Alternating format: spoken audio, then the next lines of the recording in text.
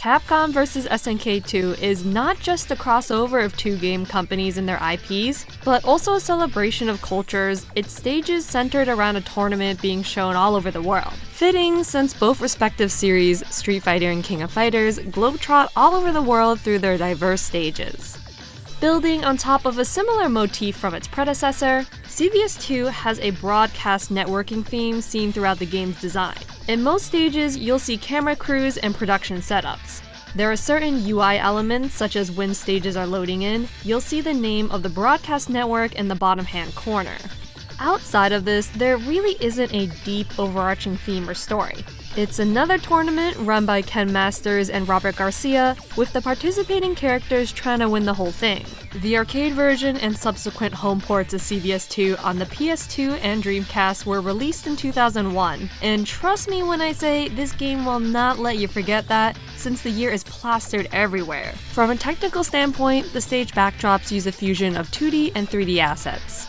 There are a few instances where the difference between the blended graphics is clearly visible and a bit jarring, but overall they did a good job balancing these two asset types. The first stage we're going to talk about today in particular exemplifies this. Shanghai takes place in China inside an indoor arena with a rotating platform in the center. My best guess is that this platform is a nod to Lazy Susan tables where you can spin the food around, since these are heavily associated with Chinese restaurants. Though, funnily enough, Lazy Susan tables aren't actually Chinese, and depending on who you ask, this platform could also be a reference to Peking opera, which is a kind of theatrical stage performance with singing, dance, and martial arts. This sort of stage architecture is reminiscent of that traditional tone with the fences and the structure here. However, I don't see anything on these stages spinning in real life, and this would probably make your characters very disoriented, but regardless, it sure makes it look more dynamic. There's tons of cameos here that appear to be drawn in Shakira's distinctive art style. All of them are standing around the perimeter of the platform. You can see Li Xiangfei from Fatal Fury holding dumplings in a bamboo steamer, maybe serving them to the nearby crowd. You also have other Chinese characters such as Hisenko or Lele from Darkstalkers, Jun from Star Gladiator, two members from Team Athena being Chin and Bao from KOF, and Mai Ling from Red Earth.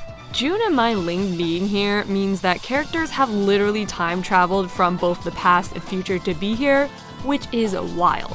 Although these cameos seem to be in Shakira's art style, the renders are ripped from promotional materials from their respective games. For example, the Hisenko model is actually a Bengus-made piece from the second Darkstalkers game, Night Warriors. Perhaps the reason why she's behind this booth is because the lower part of the render has water reflecting off of her. Clever way to reuse assets, and I'm not saying this as a negative, by the way. I love these cameos because they really help sell the whole globe-trotting aspect. I wish we'd see this more with country-specific characters making appearances in other stages, like American characters in the America stage, for example. I will say, though, that the cameos here do stick out a little bit with the combination of 2D elements in the stage with the 3D background. These characters look pretty flat. Other Chinese elements include the distinct architectural style with the red fences and the dragons on the floor, the latter of which were traditionally associated with the Emperor of China. There's also a structure with a roof next to Hisenko. It's a bit odd because this is indoors, so not sure why there'd be something with another roof, but I'm guessing this is some sort of VIP booth. But it sure wouldn't be worth your money since there's no seating. With the dragons on the floor, this could also be where the Emperor were to sit if you were to come here and watch the fighters, but again, no seating, so maybe not. Or even part of the stage if this whole area were like a theater. Inside, there's also the double happiness symbol, traditionally seen at weddings, as well as characters on top that I honestly can't read because it's too blurry, but it looks like the character on the far left translates to the word for boat. Behind this booth, you got people waving red flags in the stands, which is probably supposed to be a nod to the Chinese flag, but on closer inspection, we can actually see that the symbol in the middle looks to be the flame from the CVS2 logo. Their clothing is also interesting. It's similar to what's called a Zhongshan suit, which was worn by men in the 50s through 70s as a sign of unity, and also a type of business suit equivalent, which you can still see top Communist Party leaders wearing today. Also, if they paid for this, the people in this stand behind the booth got ripped off because this is a terrible view. There's lanterns hanging from the ceiling that rotate, with the characters for fortune written on them, along with Mark of the Millennium branding like this big banner hanging off the spectator bench. It looks pretty flat and thick on the side, so it might actually be a standing sign, but the perspective makes it difficult to tell. Music-wise, you have a very electronic sound, with dramatic synth holds at the beginning and a lot of synth strings and percussion. The overall tone of this song is energetic. It has that techno sound to it that gets you pumped up to fight. I do enjoy the song, but would have preferred something more traditional or a fusion piece, since nothing about this song really says Chinese to me, even though the stage visuals are all about the culture. Shanghai is an interesting twist on your typical Chinese fighting game stage. The rotating aspect is very unique, along with the green hue throughout the entire background. This is a well-executed stage that adds some fun flair into the CVS2 lineup. Aomori is my personal favorite stage because it artfully showcases the energy and festival atmosphere of Japan. This is based on the Aomori Nabuta Festival, well known for its summertime activities and colorful floats. I go more into detail on the festival and how they make all of these stunning floats, the stage cameos, and so on in the first video I ever made.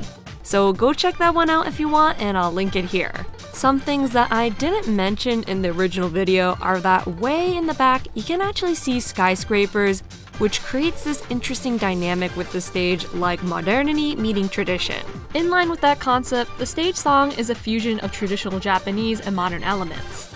It has that electronic synth that CVS2 is well known for carrying the melody, but the vocalizations, woodblock percussion, and the shamisen playing quick flourishes add a distinct traditional edge to this piece.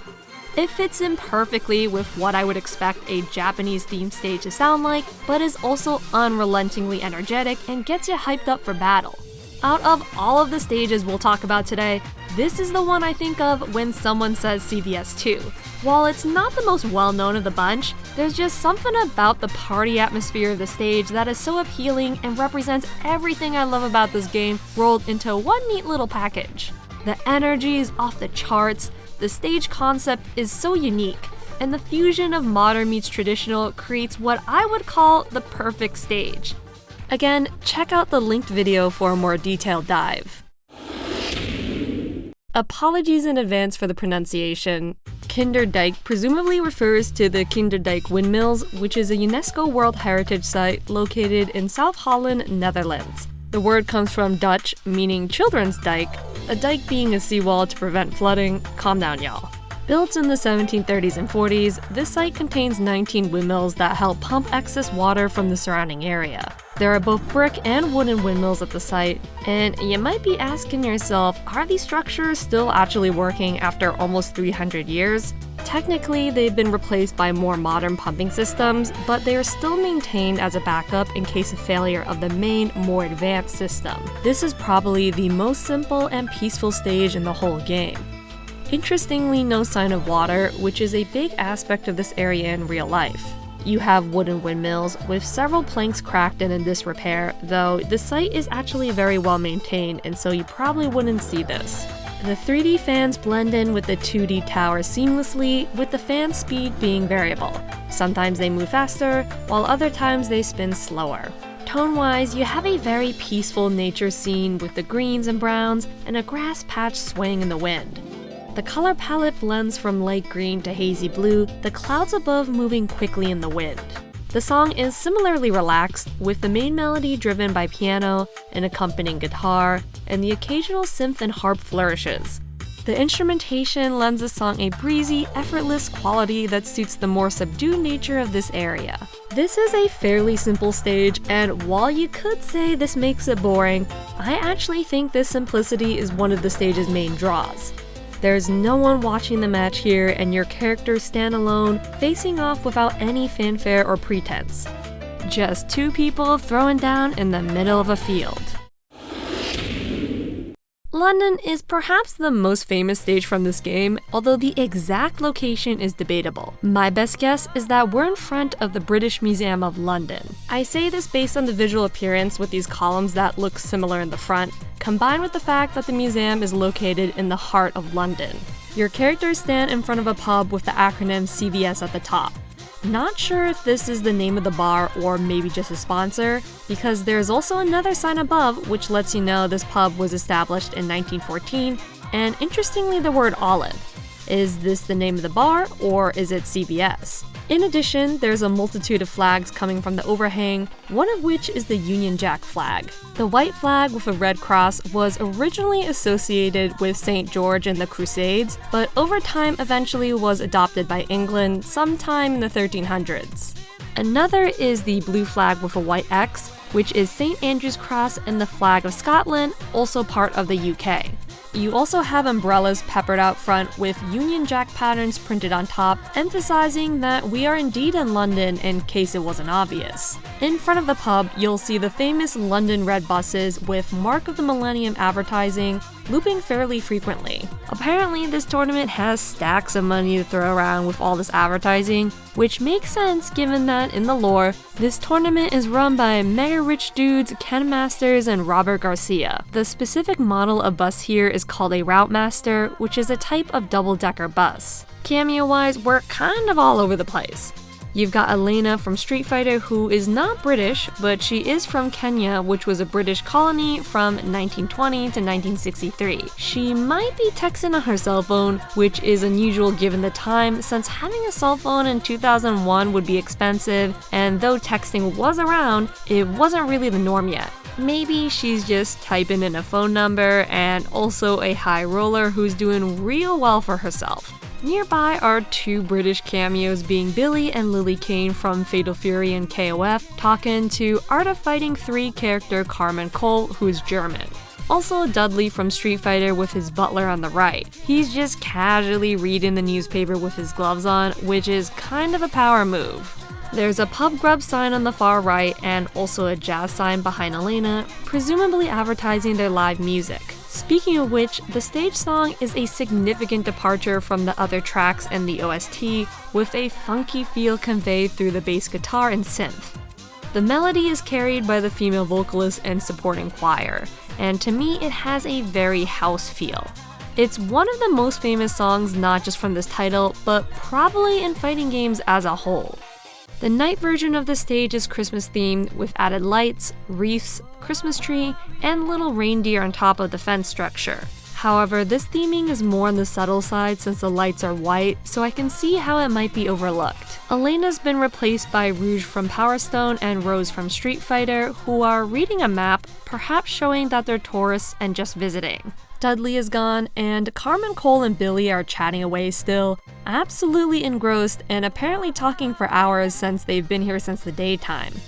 Unlike some of the more fantastical stages like Shanghai or Aomori, this location perfectly encapsulates day-to-day life in London. The stage song is almost like something you'd hear on the radio, which emphasizes this further.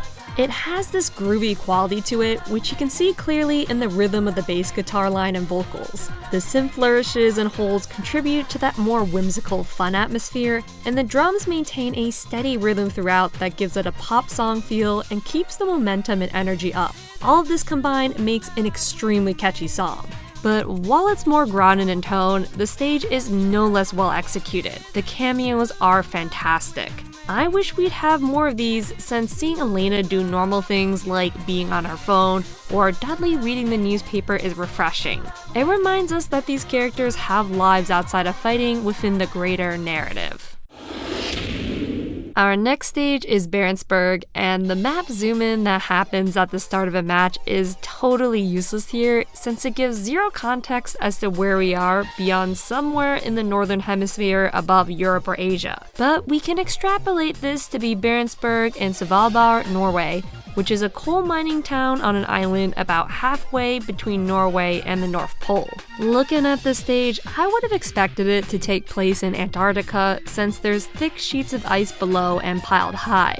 Based on the photos, I'm not sure how realistic this is. There are hills behind the town, but no giant cliffs or sheets of ice as far as I can tell. Perhaps this stage takes place further out from town where the ice is more prominent. Either way, being in such a frigid climate, the entire stage is frozen over. Given how white the background is, some of the characters' projectiles here match the background, which reminds me a bit of Kanzuki Beach. You've got Arctic animals such as a seal, along with a polar bear and baby bear just chilling and watching the match. In real life, no way they'd just be sitting here quietly, since the polar bear would try to eat the seal or even your characters, but maybe the bear is so entranced by the fight that they're putting their differences aside. Way in the distance, you can see a ship slowly coming in until it suddenly rushes on screen. It's branded with logos on the side door which say Mark of the Millennium, but then opens up to reveal a Capcom vs SNK logo on top. Lines of flags and people immediately shoot out, all of them clamoring to watch the match. Your characters are just doing their own thing, fighting in peace, and then suddenly bam! There's a shit ton of people and a camera crew commentating the match. When the door comes down, only flags shoot out of the boat and not people, which to me is a bit odd. You'd think they'd just rush off the boat and have the flags be overhead instead. Perhaps the crowd intended to come ashore, but after seeing the bears decided, maybe not. The stage song is this peppy electronic piece with synthesized boops making up the bass line and other synth instruments layered on top, adding to that joyful quality. That CVS tone is still there since it's very much an electronic piece. Combined with the colorful flags, you got yourself a cozy looking stage.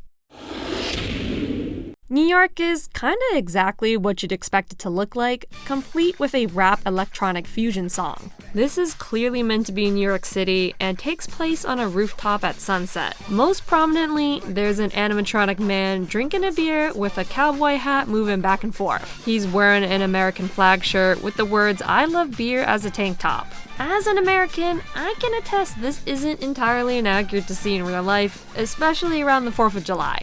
He has no second arm, maybe because adding another one would just be unnecessary.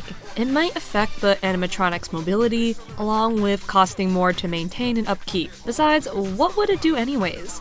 The focus is on the arm drinking the beer. Maybe I'm just thinking too much into this. Behind him is a sign that says Johnny Beer, which seems to be the name of the brand, and also the number 7 in neon letters, maybe a reference to 7 being a lucky number. In the far distance, you've got this beautiful pink-purple palette with the sky, and also a helicopter which dives in and out of view, presumably recording the match. Since CVS 2 is a global-themed game, they reflect that a bit with the different musical genres in their stage songs, and rap fits perfectly with New York City. You have vocals featured prominently, but also a similar house electronic backing. Instruments such as record scratching noises and a tight bass guitar line add to that more city grunge vibe. This stage reminds me of Tekken 2's Paul stage, which also takes place in New York City at sunset. The animatronic dude drinking a beer, though, is all Capcom vs SNK. If the developers had taken away this guy, this stage could just be a random rooftop anywhere, the only thing carrying this stage being the music. Speaking of which, rap vocals make a lot of sense here because from a Japanese developer POV, rap is mainly associated with the US. Similar to the London stage, you have a bass guitar carrying a funky rhythm throughout, with synth flourishes that you hear in a lot of these CVS 2 stages, and a steady, quick drum beat in the background that gives a lot of energy and vibrance. But though I really enjoyed this piece, it can't be the only thing carrying the stage, and thankfully this isn't the case, with the cowboy adding some much needed flavor. It's especially fitting because whenever you think of Americans, you think of people that are very loud and overly patriotic, and this cowboy just screams that sort of energy. Combined with the vibrant music, it lends a very bombastic, flashy feel to the New York stage. Plus, the rapper is making more rhymes than Michael Jordan makes slam dunks, so what's not to love? Nairobi is the capital of Kenya and the location of this stage. In real life, Nairobi doesn't appear to have sand dunes within the city and is actually right next to a river, so presumably this might be modeled after somewhere else, such as the Seguda Valley in northern Kenya. Your characters are smack dab in the middle of sand dunes with an active race going on. While this race could just be its own thing, it might be based on the Safari Rally, which is a race that takes place in Kenya. Either way, you can see two rally cars starting off in the distance, making their way towards the foreground before leaping over the heads of your characters. To the left, there's signs with Capcom and CVS branding on them, as well as a few hard-to-spot cameos. First off, there's Alex, whose sprite render was ripped from Street Fighter 3rd Strike. Also, Hydern from KOF, and Clark and Ralph from Ikari Warriors in KOF. Maybe they're being interviewed or just there chillin'. On top of these cars, which I'm pretty sure are the same models as the ones going over the dunes, you have Falcon from Power Stone and Leona from KOF. Falcon and Leona react as the cars approach and look real happy, with Leona bouncing her knees and Falcon raising his fist. This cameo from Leona though kinda bums me out because she should be in the roster and not just standing here watching the race. You've also got reporters and a kid with binoculars who also react when the cars go by, everyone here focused on the rally. On the right side, you've got dunes stacked up high, along with clouds that help frame them. Put all this together and you have a very visually striking and also compositionally appealing image. Similar to music from the Shanghai stage, there's a strong synth and techno sound, with a cymbal at the beginning acting as percussion before giving way to a drum set. It's more of an atmospheric background tune that would fit in well with a racing game. I consider this to almost be a twist on the Monaco stage from KOF 97. It's not too often you're in the middle of a race in a fighting game where all the tension is not on you at all, but on the racers instead. The stage also has a very cool visual appeal with the framing of the dunes, clouds, and bright blue sky. Definitely one of my favorites in a fresh stage concept. Strap in, folks, because we've got several Osaka stages to get through, Osaka referring to the city of the same name in Japan. CVS2 is Japan biased because like a quarter of the stages take place here, though to be fair, most of the Osaka stages somewhat build on top of each other. Maybe this is because both Capcom and SNK are headquartered in Osaka. The training stage is actually based in Osaka looking at the intro map scene, but you wouldn't be able to tell otherwise. This is in both arcade and home console ports, however the arcade version doesn't have music and isn't accessible through normal means. I do talk about this stage in my training stage retrospective video a little bit more, but essentially it's a variation on your usual grid format, albeit an earlier version. It's one of the least offensive training stages to me, but is definitely a sign of things to come. It isn't terrible though, where there are jutting blocks in this very neon blue, polygonal, techno-looking stage. The main song that plays on this stage has this heavy electronic grunge sound, with the melody being this droning, repetitive beat played alongside various synth and percussion flourishes. There was also an updated port released for the GameCube and Xbox Original called Capcom vs SNK 2 EO. In addition to the training room song, in the EO versions of CVS2, there were 12 additional retro songs that were added to this stage, with 6 of them coming from Capcom games and 6 of them coming from SNK. However, the exact song that plays is random and does not depend on character choice. Now let's talk about the more obvious Osaka stages. Your fighters are standing in a ring with Mark of the Millennium branding on the floor and on the screen behind them. However, the subtitle of this game differs by region, so in Japanese versions of CVS2, you'll see branding and signs saying Millionaire Fighting 2001 instead.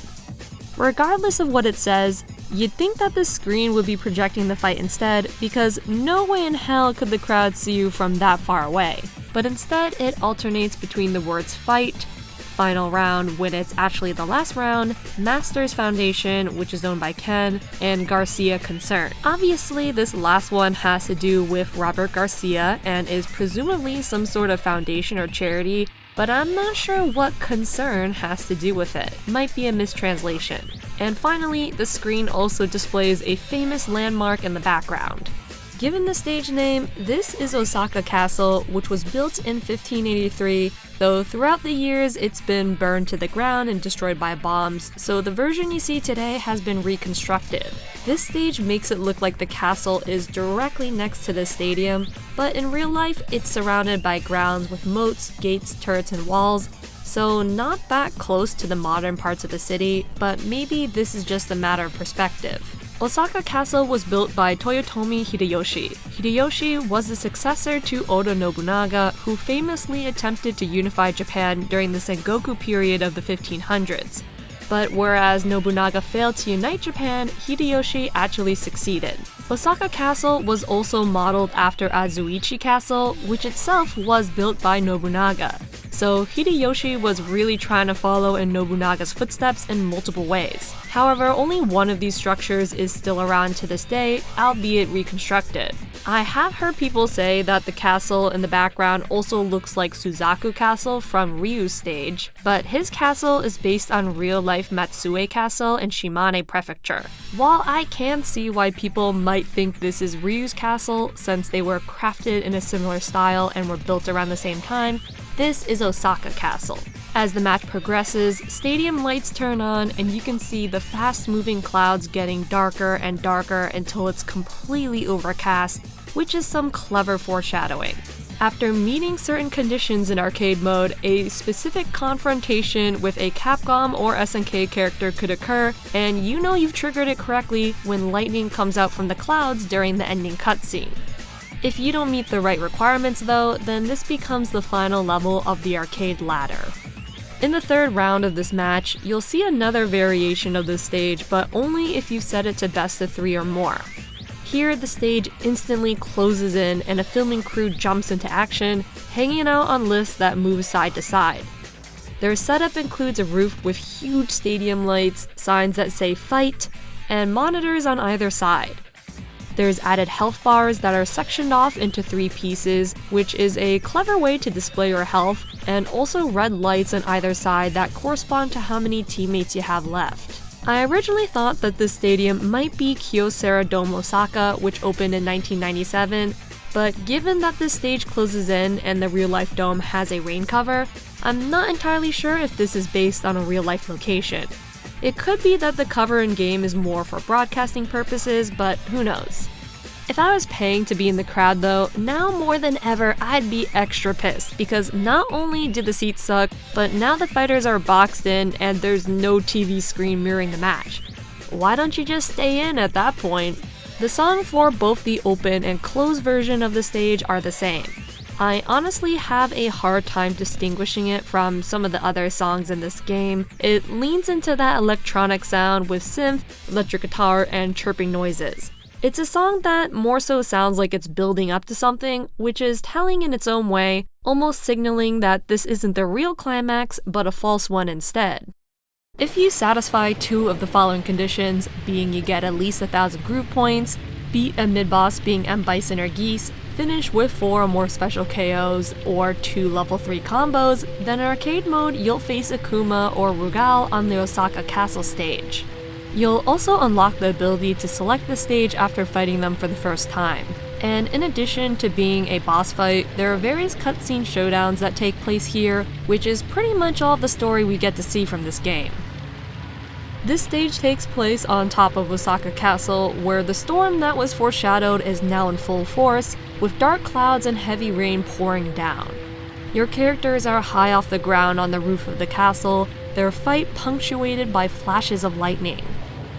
Now that we're much closer to the castle, you can see 2 shachihoko on the rooftop, which in Japanese folklore are dragon carp hybrids that serve as protector spirits. These also typically come in a male and female pairing, which is why there are 2 of them here.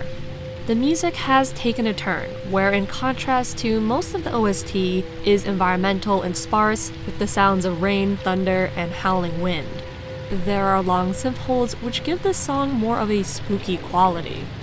Combined with the darkened sky and heavy rain visuals, the atmosphere is tense and daunting, where one wrong move could send your character crashing to the ground.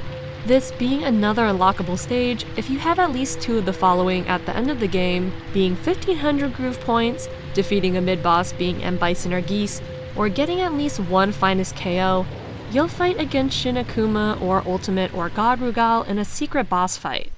Things have gone downhill real fast from where the last stage left off, with Shin Akuma or God Rugal causing immense destruction. In this battle, the rain that was foreshadowed previously never comes down. The entire stage is instead engulfed in flames, crumbling buildings lining both sides which occasionally shake.